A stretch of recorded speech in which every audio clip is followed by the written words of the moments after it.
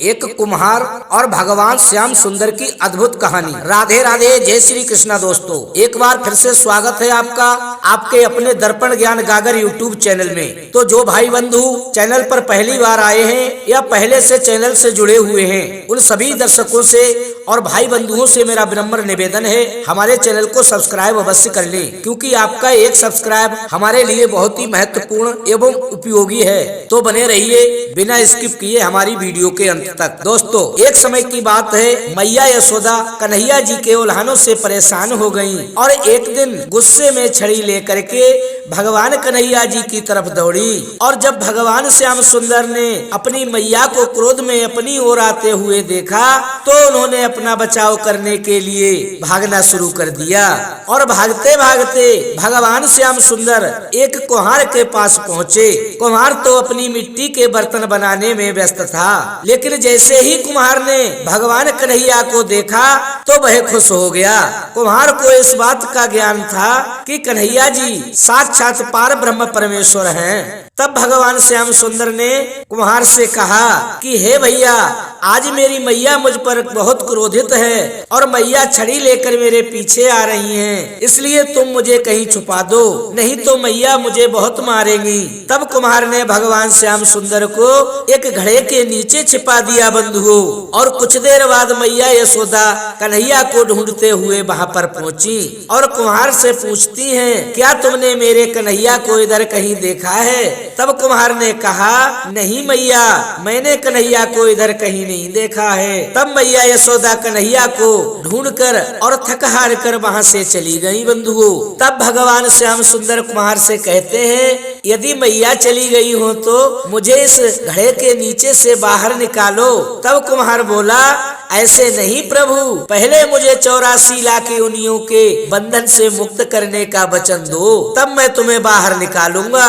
तब भगवान कन्हैया बोले, ठीक है भैया, मैं तुम्हें 84 लाख योनियों से मुक्त होने का वचन देता हूँ, अब तो मुझे बाहर निकालो।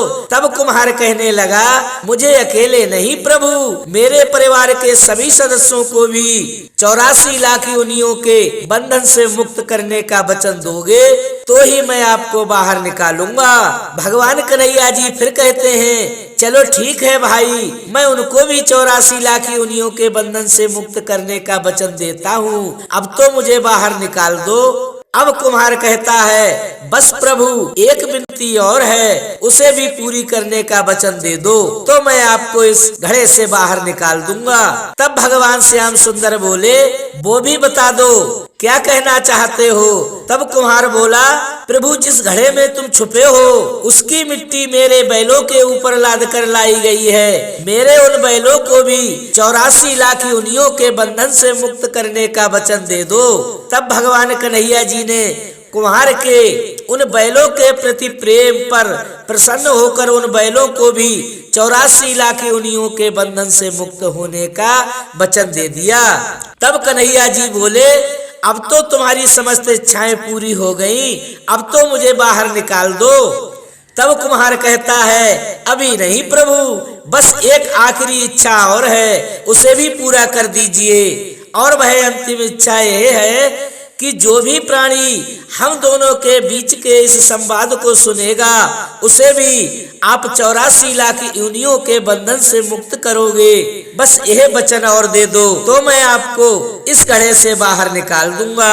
कुम्हार की इन प्रेम भरी बातों को सुनकर भगवान श्याम सुंदर अति प्रसन्न हुए और कुम्हार की इस इच्छा को भी पूरी करने का भगवान कन्हैया ने वचन दे दिया बंधुओं। इसके बाद कुम्हार ने भगवान कन्हैया को उस घड़े से बाहर निकाल दिया और हाथ जोड़कर उनके चरणों में साष्टांग प्रणाम किया और प्रभु के चरण धोकर परिवार सहित चढ़ामृत पान किया और अपनी पूरी झोपड़ी में उस चढ़ामृत का छिड़काव किया। जरा सोचें, जो कन्हैया जी 7 कोस लंबे चौड़े गोवर्धन पर्वत को अपनी सबसे छोटी वाली उंगली पर उठा सकते हैं, तो क्या वे एक छोटे से घड़े को नहीं उठा सकते?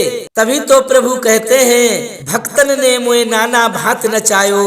ये निश्चल प्रेम की शक्ति है बंधुओं, जो भगवान कन्हैया जरा से माखन के लिए गोपियों के घर माखन की चोरी करने जाया करते थे। इसी बीच बंधुओं मुझे एक लाइन और याद आ रही है कि बिना प्रेम रीझे नहीं नटवर नंद किशोर। तो बंधुओं जब तक मन में प्राणी मात्र के लिए प्रेम नहीं होगा तो चाहे कितने भी जप करें, तप करें, यज्ञ करें, अनुष्ठान करें, दान करें, भक्ति करें, लेकिन भगवान श्याम सुंदर मिल नहीं सकते।